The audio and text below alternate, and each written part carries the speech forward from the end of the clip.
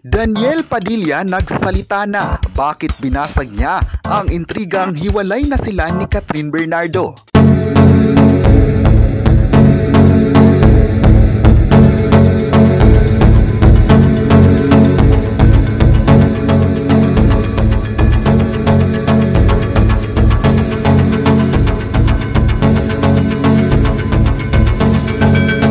Pinabulaanan ng kapamilya actor na si Daniel Padilla ang intrigang hiwalay na sila ng kanyang on-screen partner at long-time girlfriend na si Catherine Bernardo. Ilang araw na ring laman ng balita ang di umano'y break-up ng dalawa matapos ang ilang taong relasyon.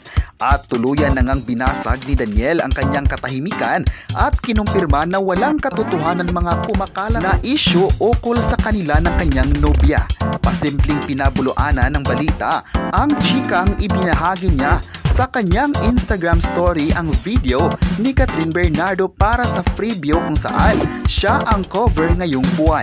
Kaya naman, agad na nagdiwang ang Katniel fans sa Twitter dahil nananatiling matatag ang relasyon ni Daniel at Catherine sa kabila ng isyong ibinabato sa kanila. Matatandaang mas lalong napag-usapan ang kaganapan sa relasyon ng dalawang kapamilya stars nang ibinalita ng talent manager na si Uji Diaz na di umano'y hiwalay na ang dalawa. Bagamat sinabi nitong wala pang kumpirmasyon ng kanyang ibinalita, ay maraming mga fans ang pumalag sa kanya. Ang mas lalo pang nagpataas ng kilay ng mga supporters kina Kath at Daniel ay nang maiugnay ito sa huli sa kapwa kapamilya star na si Andrea Brillantes. Na-isplok kasi ang isang source kay Uji Diaz na patago raw itong nagkikita ang dalawa. At nitong Biyernes ng gabi, November 10, pasimpleng sinupalpal ni Daniel ang mga balita ukol sa kanila. Kumakalat din daw ang screenshot ng netizen sa naging pag-uusap ni na DJ kung saan pinuri si Catherine Bernardo at sinabing maganda ang kanyang girlfriend.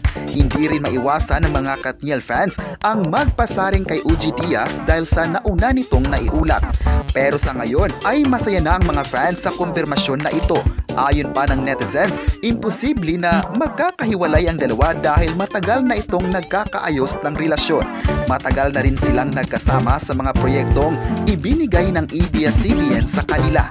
Umaasa talaga ang mga fans na patuloy pa rin nila itong mapapanood sa bakuran ng ABS-CBN. Maalalang naging matagumpay ang palabas ni Catherine Bernardo na a very good girl. May netizen pa ang nagsabi, bagay talaga ang dalawa at iniidolo ito ng mga fans. May mga proyekto kasi ang dalawa at kinilala hindi lang dito sa Pilipinas kundi pati na sa ibang bansa. Ayon pa ng netizen, nagdiwang sila sa kumpirmasyon na ito ng kapamilya actor. Kayo, ano ang masabi nyo na hindi totoong hiwalay na ang Katniel? I-comment na kung masaya ba kayo sa kanila at huwag kalimutang i-subscribe ang ating YouTube channel.